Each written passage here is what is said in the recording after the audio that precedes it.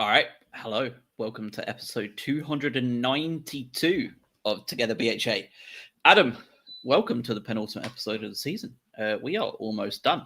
And, well, a bit of a drab end, all things told, wasn't it? There was a big hype up for this race for the Champions League, but actually everything was a bit grim and boring from start to finish, wasn't it? How are you doing? How are you feeling after that finale? And yeah, how's it going? Yeah, good. I mean, I think that we should first things first. We should say that Craig isn't here today because he's getting married. So congratulations to Craig. That's a decent way to spend the end of the season when it's otherwise a sort of a damp squib. So it might be happening right now. It might be happening right now. I think it is. So yeah, there we go. Our invites got lost in the post. I think our game obviously was the second half. There were lots of nice bows being tied on the season. So even if the rest of it was a bit of a disappointment with the Champions League race, us not making Europe, there was something quite nice about the fact that Gomez got a goal, and a hell of a goal it was. Hinch getting a brace. We obviously had O'Reilly. We had the wacky formation that who knows what's gone on. So I thought we had sort of a nice ending in a way. And for me, the lack of Europe next season, we already knew that was done. We already knew it was over, really. It was only the smallest hope. And as soon as you start relying on other teams to do your dirty work for you, you're already lost and you already don't deserve it. So I think my overall thought here is that if you said to me at the start of the season, Brighton will finish 8th in the league, 5 points off of the Champions League places, I'd have bitten your hand off.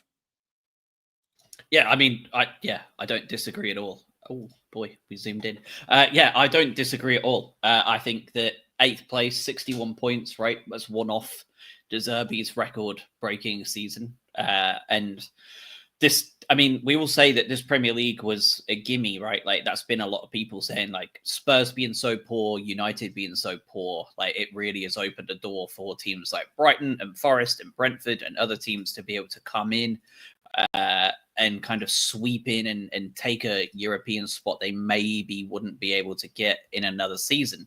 But actually, 62 points would not have been enough. So even De Zerbi's best season that put us in 6th place, and honestly not that far off a Champions League, this season simply wouldn't have been enough. And I think that obviously plays into the sheer disparity between that bottom 6 and the top 6 probably being the biggest part. And as Doom Ultima in the chat says, like, those results against those bottom 6 sides is ultimately what will come back to haunt us and teams like Brentford and teams like Bournemouth, who all didn't get into that top 6. So, I mean, yeah, for me, it's ultimately a successful season. I thought we'd finish 12th or 13th. Youngest manager in the league, massive amount of squad overhaul, lots of uncertainty, lots of injured players coming back, which ended up not getting any better throughout the season. Like, I assumed that we would finish kind of lower half mid-table. So, I mean, finishing 8th place, I think is pretty much as good as it gets. Final 5 games, four wins out of 5, and no losses. So, I mean, that's the way you turn around. I mean, it's been a season of fits and starts, hasn't it? It's been runs of good performances, runs of bad performances, and I think it speaks to overall the naivety of the manager and the team. But I tell you what, though, if we end up figuring this out next season, and we are able to, there's a big if and a big asterisk here, we are able to either keep some of our best players or strengthen the team in the right way. This is a really exciting group of players. It's a really exciting group of players and manager that is not going to have to contend with European football and is going to have a new season ahead of them where they really might be able to do something quite special. And I think there's lots of reason to be optimistic around this group. Yeah, I agree. And Stephen in the chat asking what 3 players we sell will prove not to be a problem for us again this season. I'm not going to get. I don't think we need to get too deep into that. I think that's going to be a big conversation piece for the final season review podcast, the outgoings, right? Like, I'm sure we'll touch on 2 names that seem to be out the door before the season's even finished, considering they were main news points this week. But yeah, let's hit on the actual game itself and what started off as just like another weird. I mean, it's so classic for end of season, right? Like just the weirdest, most baffling things you see come out. I don't know if you saw Martinez's red card at Villa, but I mean that also just just absolutely mental, just like NFL tackles the guy in his last appearance for Villa. I hate him as well. I absolutely hate the guy. Yeah, same. Yeah. But that starting 11 that we had, but Bruggen in goal, Weaver at right back, Van Hecke, Webster, and Igor back in at left back. Purvis opinion out injured today. Minte on the left, starting on the left, a Dinger on the right, Baleba and Iari, and then a front 2. According to both who scored and Sofa score, but really it ended up being almost like a front 4 of a Dinger, Minte, Gruder, and Hinshelwood. Hinshelwood played very much as a number 9 for us against Liverpool last week, didn't he? Which he went on to score the winner for. And the mad lad, Fabian Herzer, has gone ahead and just gone, yeah, you can have a full 90 minutes there, mate. Well, I mean, this is a team that we're playing that have just have had 2 training sessions, 2 heavy drinking sessions, and a Europa League final in the last 5-6 days. And the front 4 for us arguably looked in worse shape, synchronized, chemistry wise, and just all over the shop than Spurs did. What were your thoughts when that lineup came out and that opening kind of 10 minutes where it seemed that none of the front 4 really knew where the hell they were supposed to be? Probably the same level of confusion that everyone else had, which is how is this going to work out? And we started out with Minte playing on the left, didn't we? And a Dinger on the right. That's another one where I think you probably wouldn't have assumed that based on looking at the lineup. We were kind of playing with 2 false 9s with Gruder and Hinshelwood. As you say, it was kind of a bit of a messy affair. It did look like it was a bunch of young players told to play in a way that they've not played in before and try and just sort of figure it out.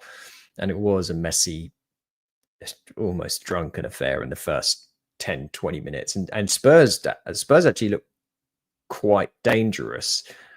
And obviously with we'll get on and touch on the penalty and that, and then they just fell off a cliff. And you hinted at this when we were talking in the chat that Spurs are probably going to start to get the old meat sweats, drinking sweats come in like about 15, 20 minutes in. And that really did. They were done, weren't they? The other surprises were obviously on the bench a little bit, weren't they? Because you had James Milner who came on, and the Purvis one was curious because obviously the injury, right? But Herzer was really annoyed at him last week when he Fuming. Did that silly shot when he could have just kept the ball. And look, if he's already shown that he's going to throw players out of the squad when they're not playing the right team game, a la João Pedro, who was obviously nowhere to be seen, I wouldn't put it past him for that to be a Purvis, you ain't playing, don't do that stupid shit again. But, maybe I'm being a bit too suspicious around that. We also know Purvis has had his fair share of knocks this season, so it could well have been a bit of both. Like, we don't need you, so you can bugger off. Like, you've pissed me off, so because I can afford to drop you, I'm going to. I suspect maybe in a different situation he wouldn't have. And yeah, I mean, let's talk about the João Pedro stuff now while we're here, and kind of all combine it into one, and we'll talk about Mitoma and the rumors that come out about him when we talk about him changing the entire face of the game later on. But let's talk about João Pedro. So not in the squad again. Rumored to be in a fight on the training ground with Jan-Paul Van Hecke, player of the season and players' player of the season, by the way. So probably not the best person to kick off with in the squad, and subsequently dropped altogether from the squad and presumably sent on his way beforehand. It also came out this week that it seems that Fabrizio Romano is on the payroll. You can't even say his name. You hate him that much. I absolutely cannot stand them. But he's obviously on the payroll because he's already tweeting about Pedro wanting to leave and how open he is to a new challenge and all this fun stuff at 23 years old. He's not playing. He's out the squad, and Romano is already peddling the transfer. So, I mean, I think it's probably safe to say we do not see João Pedro in a Brighton shirt again. Do you think, A, that's a fair assessment, and B, what do you think is a fair price for João Pedro? Because obviously he is a top player on his day. He's got 10 goals, 6 assists this season. Played plenty of minutes for us. Is obviously willing to do the work on the left, on the right, in the 10, in the 9. Unbelievable penalty taker for what it's worth. But also has the attitude issues, and also has the fact that we're getting rid of him because he has the attitude issues. So where do you think that leaves João Pedro in terms of a value point? When this inevitably gets announced at the end of June as to wherever he's going, what's a price number that you would hear kind of confirmed by a reliable source? So that's not Fabrizio Romano when it comes to pricing. You hear it from, a Plettenberg or whatever who rolls out a price tag. What is it that you would like to hear that would make you feel less sad about seeing a player that, goals and assists wise has been massive for us in the last 2 years? Well, there's already a wide range of numbers that have been thrown out in the space of like 4 days, and they're between 50 and 70. So I think the big thing that people always forget about this is that the fans of the other clubs look at him and go, he doesn't get enough non-penalty goals. He's obviously got that petulant streak in him. On the flip side, again, this is now an international player. His non-goal scoring capabilities are really good. Like if you look at all of his stats of chance creation, dribbles, like all of that stuff is really top tier. He's 23 years old and he's got 3 years left on his contract. We are under no obligation to sell him. None. It's a case of if the club is too pissed off with him and they think they can make enough money on him, and then maybe he's just a surplus to requirements. I think we can survive life without João Pedro. That said, I do feel like we all have quite short memories of football fans because not that long ago he was the guy. He had a period sidelined with injury where we were all just like, please, we need João Pedro back. He's such a difference maker. Like he's the guy holding all of this together. So I don't want us to forget about that. To actually answer your question, how much do you think we would sell him for? Depends if you get some idiot bidders. I really do think probably if he walks away for 50 million,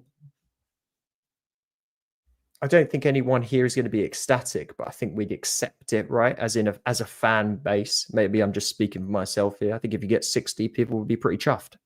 That's the fine line, that margin for me at least. I don't know what he's worth because he has to fit in a very specific system. You can't have a club just coming in and wanting to sign him and think he's going to play up top as a number 9. We've seen that that's not really his thing. So it's a bit niche. So I don't know. Yeah, you see a couple of the names bandied about, right? Like Steven in the chat joking that Chelsea are offering 50 million and Robert Sanchez back, right? Like Chelsea is not a good, or 60 million without Robert Sanchez. yeah, I'll just take the cash. Like you would know that, like people who know enough about the Premier League know that Chelsea would be a terrible destination for João Pedro because you've seen that Nkunku and Havertz are just as bad. Like, and they are that similar niche player it's a that graveyard, you need to have. Yeah, it's a graveyard for those sort of players. Now, where does he fit? I think Cody in the chat has a great point that, some of these Spanish clubs, especially Italian clubs as well, like you would honestly see a lot of those teams in those leagues have a hell of an opportunity to go and get him, but they're not going to spend the money we'd probably want. So Yeah, it's tough. Pierre in the chat as well. Imagine telling a fan in 1997 contemplating a day we're selling our Brazilian international number 9 and be okay without him. Yeah, I mean it's the way it works, right? Like we've been okay without our World Cup winning Argentinian as well. It is truly a strange time to be a Brighton fan. You know what I think is one thing that is another big positive in terms of us backfilling some players like João Pedro as they leave. Look around at the big ticket players that have left this club. Specifically, look at it this season. Although he's not played a major role, you've had Billy Gilmore's just won Serie A with his Scottish compatriot, and McTominay seemingly is arguably played a massive player in the Serie A this year. You've had Ibisuma just win Europa with Spurs. You've had Alexis just win the Premier League with Liverpool. And you've had Moises Caicedo become essentially seen as one of the best, if not the best, central defensive midfielders in the Premier League. He's back to what he was with us, isn't he? Back to what he was. So, I mean, I think if you look at this as a player that's thinking, oh, should I come into Brighton? All we need to do as a club is point to all these players and go, I tell you what, mate, come in and do a job for us. You've seen what happens. We don't prevent you from going anywhere. You are going to go, if you're good enough, you're going to go and play for a top tier club and you're going to win some serious silverware in the future. And this club is going to be a big part of it. So that's another nice narrative that the club can tell when we start to think about replacing players.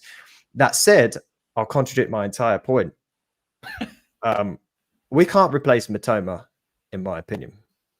We cannot. No, we can't. And I think if he does go, and it seemed the noises from Bayern is a bit, I feel like when Bayern go for a player, they're always quite serious about the way that they do things. And I feel like there's not a lot of BS rumors when it comes to Bayern. It's like, we want this player. Okay, great. We're going to get him or we're going to fail. I could see him obviously taking that move. It's not a Saudi move where we pocket a bunch of money and he goes and wastes his career. This is a real chance for him to win some serious stuff at a top tier club.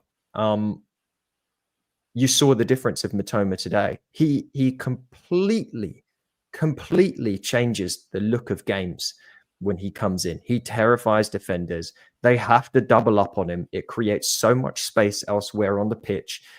He's the one that created the chance and got the corner that made the first goal. It's outside of that, it just seems like a genuinely really nice guy. He's brought in fans from another nation that we didn't have prior. I'll tell you what, he would be a massive loss to this football team.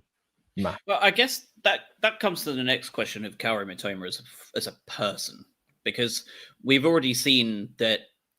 I don't know how much Mitoma's on, so let's say he's on 60 grand a week, right? Like just as a total throw out there. He was probably offered 250 grand a week by the Saudis in January and didn't want any of it. Like we didn't even have a choice of whether accepting the bid or not. He denied the bid before we even had a chance to say yes or no. So clearly money is not important for Mitoma, right? Like we're pretty clear that isn't the case if it sacrifices the opportunity for success. And Bayern are not going to be giving him the sort of pay rise he would see a Saudi club. Well, I mean, no team on the planet is going to give him a pay rise that a Saudi club is going to give him. So for me, like the question has to be, is he going to want to move there to win trophies and become a key player? Well, it sounds like from their fans that there's no chance Mitoma will become a key player for them. Like he will be a backup to, I assume, Coman, like as their main left winger. But I guess the consensus from all of their fans is they don't want them to spend that sort of money on a backup. The assumption is absolutely he will be a backup. So for me, if you're Kaoru Mitoma, like, and he is such a unique case, right, in like who he is and the culture he comes from and the personality he has, like, are you happy to move to a team that are obviously going to win trophies and win medals, but play a Billy Gilmore role? Or would you rather play every game for a team that could also win a trophy in the future. Like, you know what I mean? Like, I don't know. Like, for me, like, there's a lot of players that would obviously pick the Bayern route and be quite happy to sit on the bench and play, you know, make 12 starts in a season and come off the bench 18 to 20 times and make a difference and pick up a league winners medal, right? But like for him, like I really don't know. Like, unless the club say, look, like, we're cashing in on you at your absolute peak. They've offered £60 million and we're taking it. Like, that also comes into it. So like, he is the one that stands out for me as just such a strange case because he's so out of the norm of a player that we look to sell. And the only comparable we have is Leandro Trossard in terms of age, and the personalities could not be more different. So like that throws that out of the water as well, because the petulant ego personality that Trossard had and has, right? Because you see it on the pitch still, like he's still the same guy.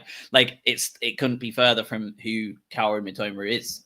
So he is such a unique enigma of a problem for clubs that are going to want to sign him, and for us who want the best for him but want to keep him but want to cash it. Like it's a real problem, and I'm glad I'm not the one who has it. If it was up to me, I'm the same as you. Like, he's irreplaceable.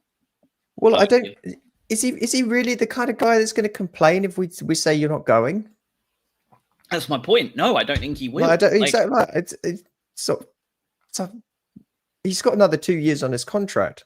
Like, if you're serious about, I think the other piece is with the fine lines that we talk about. If we'd have made Europe today, I think he stays. Do you think it makes that much of a difference, though, for some of these players? Do you really think it does? I do. Conference League? It's still playing under the lights for a trophy, a knockout tournament in sort of midweek. Yeah. Is it Champions League? Obviously not. You know, I think with the amount of money you get for him, you cannot use that money to replace the player. You just can't. You're hoping to buy 3, 4, 5 lottery tickets to maybe get a Mitoma. Well, the Brazilian lad, right? Like that we're seemingly trying to get for £8-9 million. Like, there's lottery ticket number 1. Yeah. Tom Watson, lottery ticket number 2. Yeah, and I just don't know. I mean, the Bayern stuff, I don't know Bayern well enough to know. Seemingly, it sounds like they're not going to extend Leroy Sané's contract. I'm not sure what happens with Kingsley Coman. So I don't know what role he would play at Bayern, but I don't know. For someone like Mitoma, who not that long ago was just nowhere in world football, to be offered the opportunity to go and play at a powerhouse, like a legendary team of the game in Champions League, you've got that's a hard thing to turn down. And the rumors are that he's already accepted personal terms. Again, we don't know what to believe with that. Yeah, that's the one that will kill me. That's the transfer.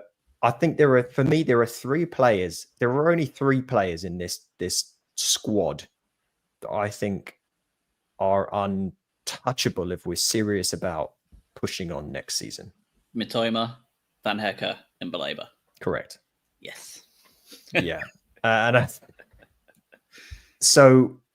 the upside you get with someone like, or maybe both the other 2, but specifically someone like Baleba, is you're going to sell him for an absolute boatload of cash.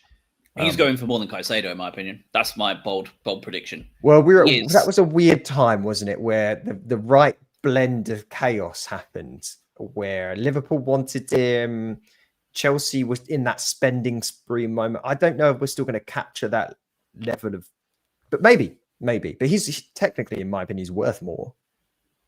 He's everything that Bissouma has and Caicedo has put together. Like, he's everything you want. If you want him to hold, he'll hold. If you want him to go box to box, he'll go box to box. If you want him to hover around the top and go forward to try and win a game late, he'll do that too and do it. Like, he's absolutely nuts. I think he's a better player. It's more about, this sounds wanky to say, but it's more like the macroeconomic side of things. Like, it does feel like things are a little bit. No, I hear you. It's a little bit tricky now. I say that, and there'll be a record-breaking spend with transfer in the summer, but it does feel like things have tightened down a little bit more, especially with the PSR rules being a little bit more strict as well. Yeah, but at least with him, at least when you sell him, you know it's going to be for a lot. We don't know the number, but we know it's a lot, right? With Mitoma, you're selling a guy who's what, 28 years old. You'll be lucky if you're going to get 40, 50 for him. And I just don't. I'd rather just keep him as your talisman, and I give agree him with what he you. wants. Double his wages. I don't know what he needs.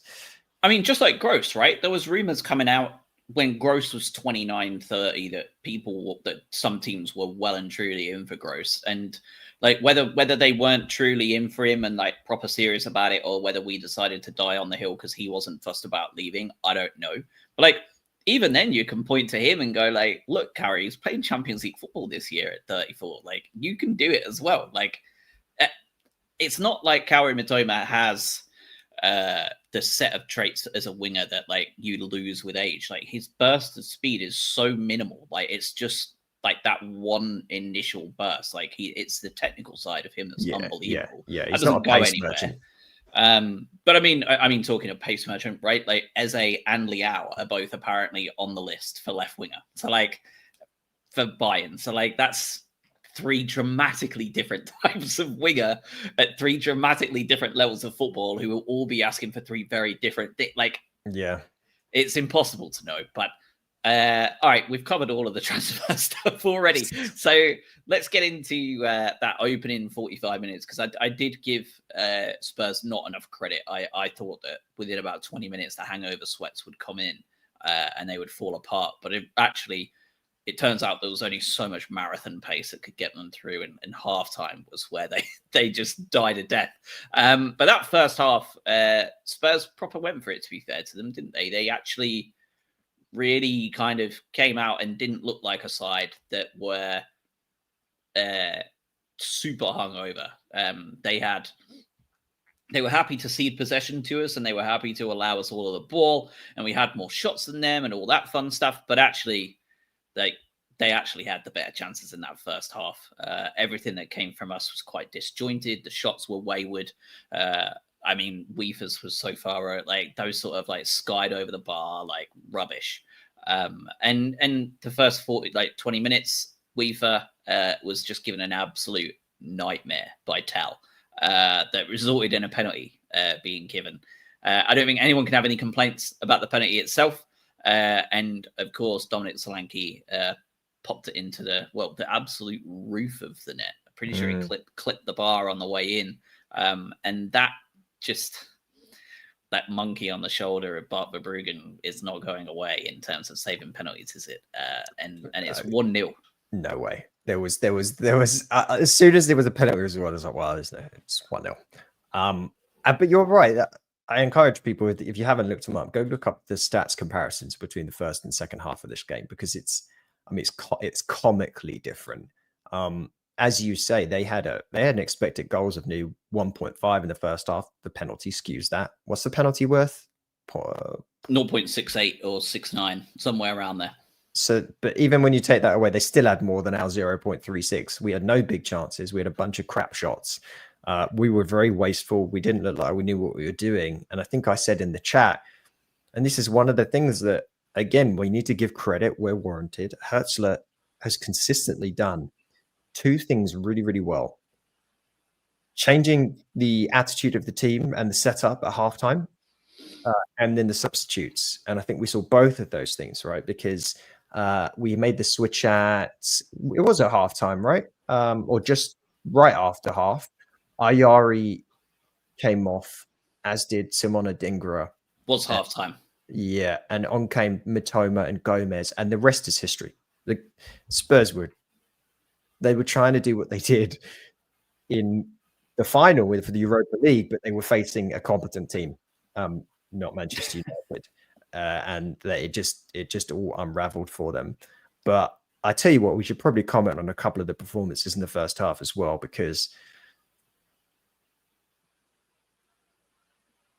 I'm done. I'm very much done with Simona Dingra. I just don't think he offers anything. I don't think he offers anything. No, I don't think he does either. And I think it's Cody in the chat also saying that they didn't know where to be because they were all playing out of position in that first half. A strange choice to play a Dingra and Minte on their opposite sides. I honestly think that was a bit of like 4D chess from Hertzer. I think he thought he was being really smart to swap them around and like throw the opposition off. And like, as Cody said, he's glad Hertzer realized quickly in the first half it wasn't the way, and like he did change it, to his credit. But yeah, for me, like, Steven also says his our first half would look like some team out of wacky races. Like, I think Adingra just typifies that. Like, he's had a bit of a mare of a season.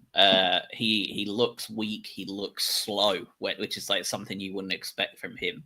And he just looks like he's like never played with a football at his feet before this year. Like, I mean, the drop off is incredible. The difference now between him and Minte is drastic. Like, Minte, especially in the second half, every time he got the ball, you were like, he's going to do something here. And the amount of times he got past Udogie and was able to get in and put a cross in, and his crosses were a mixed bag. He kept trying to do low crosses into the box, understandably, but if he just chipped a couple in, it would have served him a lot better. Point being, though, is Minte looks like he's going to beat his man. Adingra looks like he's going to fall into man. I do think, though, the swap in the first half to play Minte left side, part of it is probably the difference in pace that you get between a Porro and Udogie, and also Van de Ven sits on the left-hand side of the centre-back pairing. He's obviously very pacey. Danso ain't. So I'm wondering if he was looking to exploit that with Minte's pace against the slower players. But who knows? Whatever it was, it didn't work in that first half. But the second half, the tweaks made a big difference. Yeah, massive. So, I mean, we go in 1-0 down at halftime. The changes come on. Gomez and Mitoma, as you say, for Ayari and Adingra. Not really sure Ayari did a lot wrong. I think it was probably just a tactical move, really, to allow people to move forward a little bit. And the second half, as you were saying, statistic-wise, we had 14 shots, 7 of those on target to Spurs' 1. We had a 91% pass success rate in the second half. We had 73.8% possession. We won more tackles. We had 7 corners. We had more success. We had basically just, it was almost like it was a statistic that you would expect to see from and this is going to sound disrespectful, and I guess it kind of is, but like the Brighton versus Northampton in an FA Cup with us playing our real team, right? Like, it was absolute domination. Like, it was training ground. It was poor, and it didn't take long for the goals to come. 51 minutes in, number 9, Jack Hinchelwood, obviously. 2 goals back to back coming from corners, Adam. Interesting. But the first one, a bit scrappy before he absolutely slams it into the roof of the net. Good finish. And then, 13 minutes later, combines that with just the scummiest backheel goal you'll see in quite a while to put us in the lead. What has changed with regards to set pieces? Because for me, like, one thing stands out above all else, and that is Mr. Gruder taking the corners. The quality has gone up dramatically, in my opinion, on delivery alone. Yeah, I mean, today wasn't the same day for Gruder as it was last week, obviously. But yeah, his delivery is significantly better than whatever the hell we were doing prior. Hinchwood's such a enigma to me, and very clearly he is to the manager as well, because how many different positions has this guy played in this year? 4, 5? He's wherever he is, but left back, right back, centre defensive midfielder, main central midfielder, centre forward, false 9. He's defo played a winger at least once or twice as well. Yeah, it's mad, and he's a player on Football Manager that has every single just position, all of them, like really pale green. Yeah, exactly. And he's not been bad in any of them. His ability to sort of get the second or third touch in the box during a set piece is, like, honestly sort of spooky. how reliable it is that he seems to be in there. You know, you get that old sort of saying, the fox in the box. I feel like this sounds really horrible. So he's more like a rat in the box, because he's just a pest. Like, he's just there and he's on it, and he's like getting a weird little crappy header or something in there, scuffing it in, a random back heel, whatever he's doing. He does seem to, there's enough data now where we can say it's not luck. So he seemingly knows how to be in the right place in the box and make himself enough of a nuisance to get on the end of stuff when it bobbles around. And that's just something I feel like we haven't had in quite a long time. And I tell you what, I don't know if we'd have broken them down without stuff like that happening. I mean, if you think about it, we have 2 set piece goals, three, a penalty, and then an absolute screamer. Like, these are the margins. This could have been one of those games where we said we had 1,000% possession in the second half, 0.3 xg, and it was 1-0 to Spurs. Very easily, that could have been the game. But yeah, these are the things that happen when you've got someone like Hinsh on the pitch, I guess. Yeah, Stephen in the chat saying he's obviously learned a lot from Gross. I think that's a great comp, like, for the guy who's there at the right place at the right time. If that wasn't Pascal Gross's entire career for us, I mean, even our first ever goal in the Premier League, right, against West Brom, was literally a case of Pascal Gross being in the right place at the right time. Like, that's how he was, and Hinch has definitely learned something there. I mean, even his late runs into the box and winning headers that he has no right to win, like, he just seems unbelievable at it. Andy in the chat saying it reminded him of Georgie as well, the back heel. It's not a bad shout, to be fair. Yeah, I mean, and Max also saying that he feels we're perfectly placed for a better season next year, which is, I mean, you're talking about a record-breaking Brighton season if that's the case, right? Like, so it's good. The vibes are good. We're 2-1 up. Joel Veltman comes on for Igor, who has 64 minutes under his belt at left back after coming back from an injury. Veltman comes on and plays left back as well. Spurs ring the changes, but really there's nothing coming from them for the rest of the game. But there is for us. We keep pushing. And despite results elsewhere going against us, basically in almost every result possible, with Manchester United winning at Villa, against Villa, Chelsea beating Forest, Everton beating Newcastle even. The only one that went our way really was Wolves drawing with Brentford. We keep pushing, and what was, well, a really nice pass from Minte really put Spurs in a massive amount of trouble, and Gomez wins a penalty. Hinchell Wood on a hat-trick? Nope. Gomez on his first ever goal for the Albion? Nope. Matt O'Reilly takes the penalty. We all knew that was going to be the case, yeah. Well, I think people were getting their knickers in a twist about this. If Hinchell Wood wanted the penalty, he would have taken it. I totally agree. So very clearly, he's, based on past experience, he's gone, "Nah, mate, you just do it." And it was a really good penalty as well. Really good penalty. He was confident, weighted, perfect placement. So good for him. And I mean, look though at what happened. We talked about how Mitoma, earned the corner for the first goal. Gomez here is the guy making the run and earning the penalty. And then, of course, Gomez pops up at the end as well. Like, this is all, get back to the credit that's given. You've got these subs coming in, the subs made by Herschel that have come in and made a difference. But well-earned penalty. It was a penalty. God bless Yves Bissouma. Thank you one more time, sir. And yeah, Matt O'Reilly finishes it. Poor Bissouma did not want to. And we'll go to Football Manager again. When players get really pissed off at being subbed on when they're not in the mood. Like, that was entirely Spurs. It was like, how dare you roll me out for this crap? None of them wanted to come on that football pitch. But I mean, they had to. Someone had to come on to try and deputize for other hungover people. What a weird. I don't understand how, if you're a Spurs fan, how do you feel about this entire thing? Because you're all there's at the start of the game, they're all buzzing. They've got the flags waving. It's the end of the season. You've just won your first trophy in how many years was it? Ridiculous amount of years. A long time. Yeah, I'm not sure, but a long time. And you're now going to play Champions League football, but you've just finished one place above the drop. The 17th place team is playing Champions League football. How do you feel? How can you possibly have a suitable emotion for that?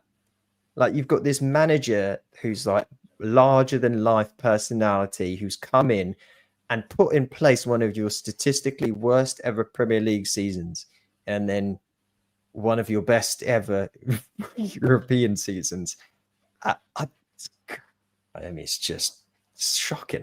It's so weird.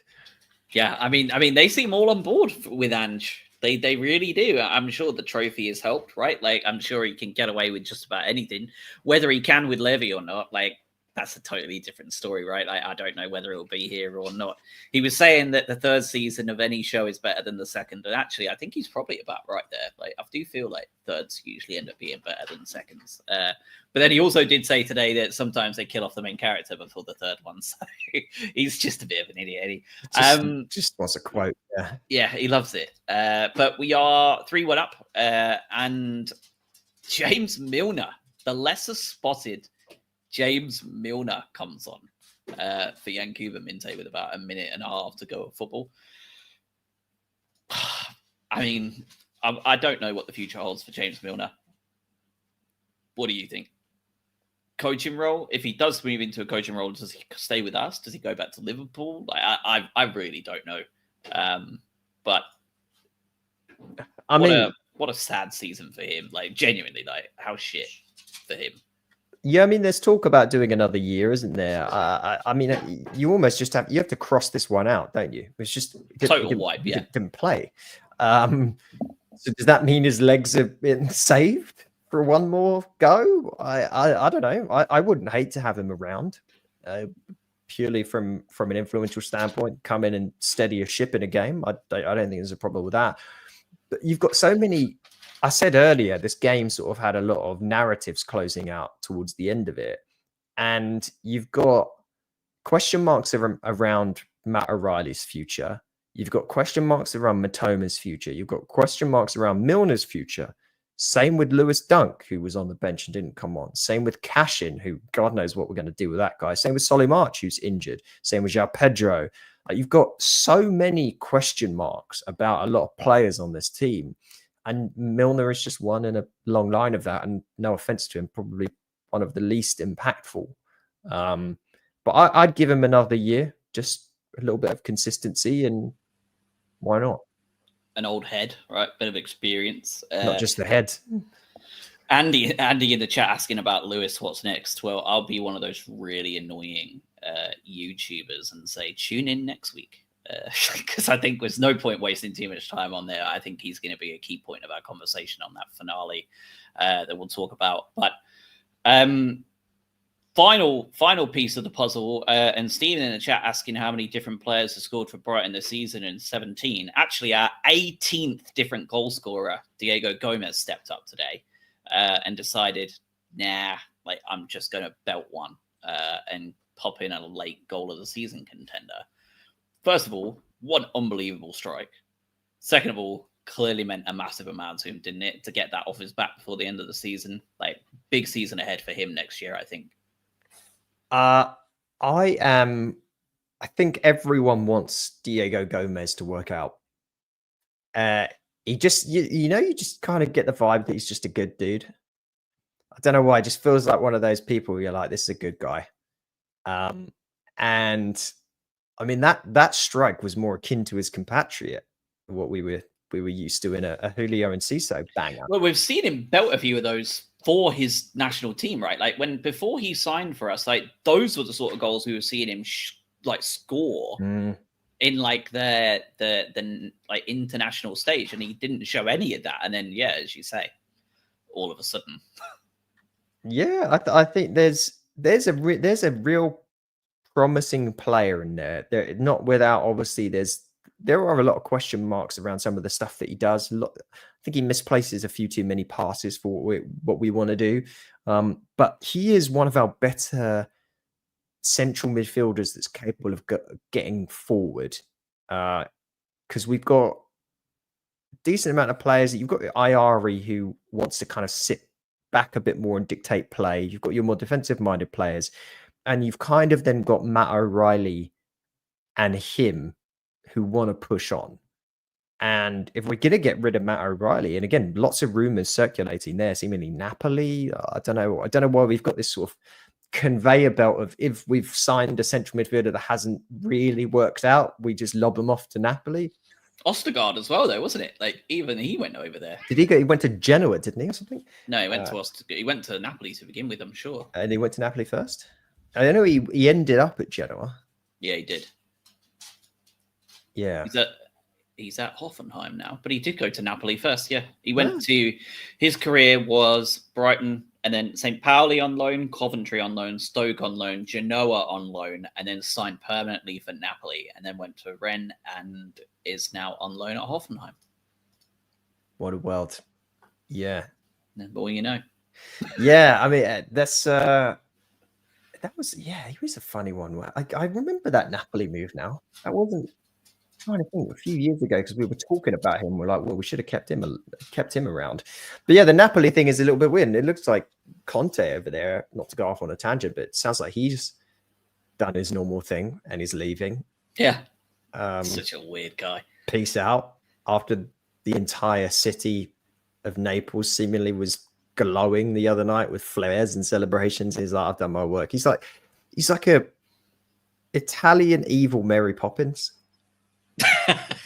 Or comes in, wins a trophy, and just leaves on bad terms. Implements a back three that takes 2 years to revert back to a back four, and just leaves you stranded. Yeah. Like, what did it cost? Everything. Yeah. Who was your man of the match today? I assume there's probably only one answer here, but I'll give you the grace of being able to at least pick one as a formality. Yeah, I mean, you've got to give it to old Hinchy, haven't you? Surely. Easily, yeah. I've been saying for a while to just drop him and give him a rest. And I mean, it looks like it's benefited him because he's looked a much more lively player since he had a couple of games off. I'll pretend that was my genius and not just a bit of luck. Yes. But I mean, it's all we can. He can play number 9 as well now. So I mean, that just is yet another option for Jack Hinchelwood. He is not coming out of that team without an absolute fight to the end, is he? I mean, like, as you say, like rat-like, you can't get rid of it. Like, if you don't have a place for him, he'll just learn to play left back or right back or centre mid or left winger or strike. Like, he'll be in goal next year at least once, guaranteed. Like, I mean, he probably statistically do a better job than Verbruggen, based on what we've seen out of Bart. Pulled off a really good save today, though. Really good save. I can't describe anything about what happened in the lead up to it, but I remember thinking, wow, that was a good shot stop. Maybe it was Tell. It was Tell, and it was a classic Brighton and Albion allowing them to get a very cheap turnover and hit us on the break. But thankfully, Bart Verbruggen came out with a really good save. But yeah, it is one of those questions that need to be asked. But he's also, Verbruggen is the worst goalkeeper in the league statistically. Like, fact, in terms of goals allowed that shouldn't have been. He is bottom with minus 5.6. So he's let in 5.6 more goals than he should have as a baseline. For example, Edison and Pickford are first and second with plus 3.6 and plus 3.1. So it's not massive margins, but 8 goals is quite a lot. So, but he is also the youngest starting goalkeeper by 4.5 years. So like, you've got a crazy, isn't it? That is a massive jump in terms of game experience that you're getting. So I think, you know, we do give him a little bit of stick every now and again for some of the howlers he has, but I don't think anyone is really under any impression that he's not going to be our number 1 next year and will continue to get better, I would think, right? Yeah. I mean, you'd be crazy if you... Unless someone comes in for him, which is also very possible. Like, Dutch number 1, full season in the Prem, you can easily see a big boy team coming in. I mean, wasn't Bayern being talked about? Didn't they need a keeper? They were, yeah. Because what did they do with their keeper situation? It was Neuer, and then he sort of did something, and I can't remember what they've ended up doing. He lost his legs entirely, didn't he? And I mean, that was kind of his entire game plan, was having legs. It's quite an important facet. I feel like that's happened. A lot of the German keepers have they had a really promising group like Ter Stegen as well, and he's completely gone away as well.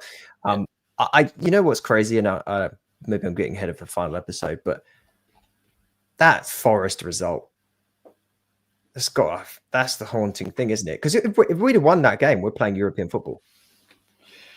Yeah, we we are. Above Forest.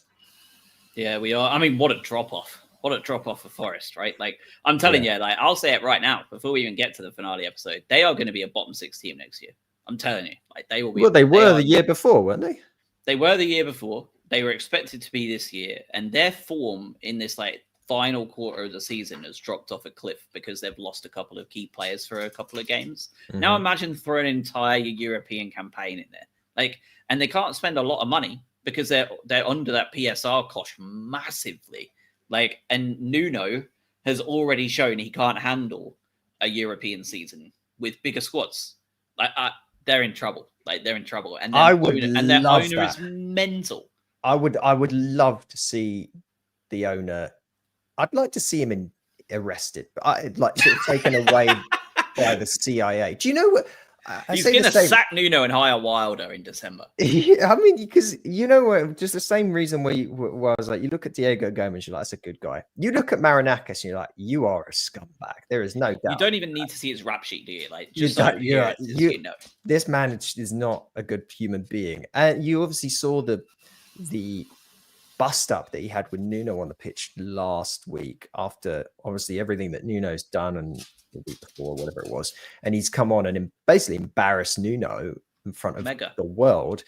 Then he's come out and banned Gary Neville from the stadium from commentating. Like, so fragile. What are you doing? Like, you're running it like it's like a fucking fascist.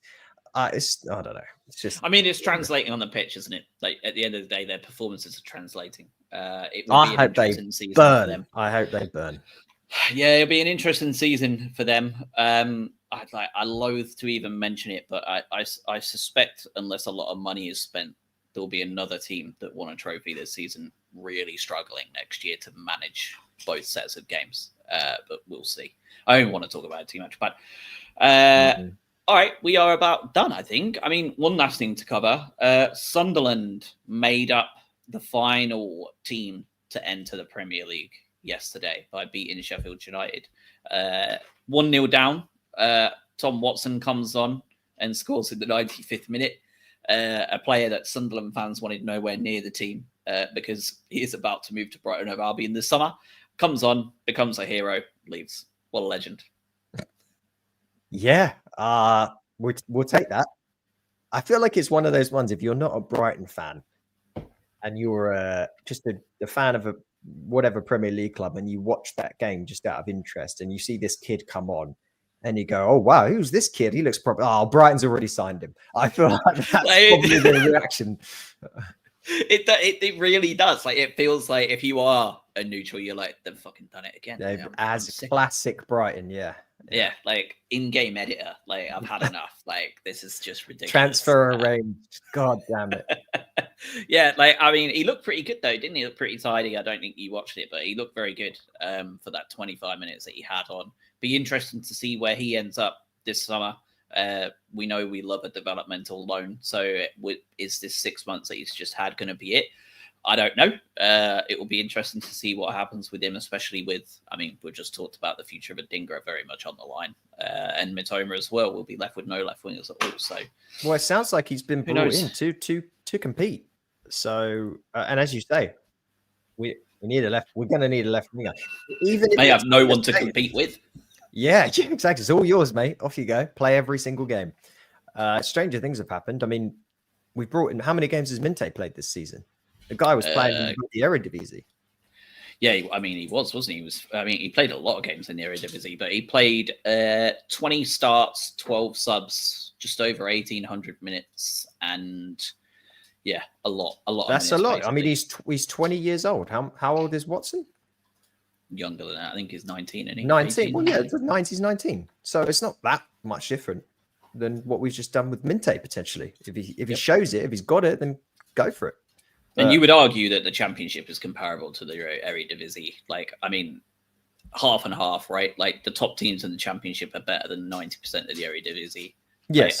And the bottom teams of the Championship are going to beat most of the relegation fodder in Eredivisie as well, right? Like, you put Plymouth in there against, I don't even know who it is. You put Plymouth in there against someone that's bad. I don't know who they've The got. fact that you don't know sums it up. Yeah, it does. I suppose it does. Yeah, here you go. Let me give you a name of one. Almere City FC against Plymouth Argyle is Go exactly Ahead the Eagles. sort of name you'd see. Yeah, exactly. Like, and Go Ahead Eagles finished 7th. Yeah, so, they like, finished. That's actually a good team. I mean, you just look at the stadium capacities. There's only 7 teams in the league that have a stadium capacity over 20,000 in the Eredivisie. Yeah. It's quite bad. Although I look at some of those teams in the middle of Eredivisie and they would all paste Plymouth, I suspect. But like Plymouth, bad example. So Plymouth is harsh, isn't it? Yeah, especially under Rooney. All right, I think we are going way off piste.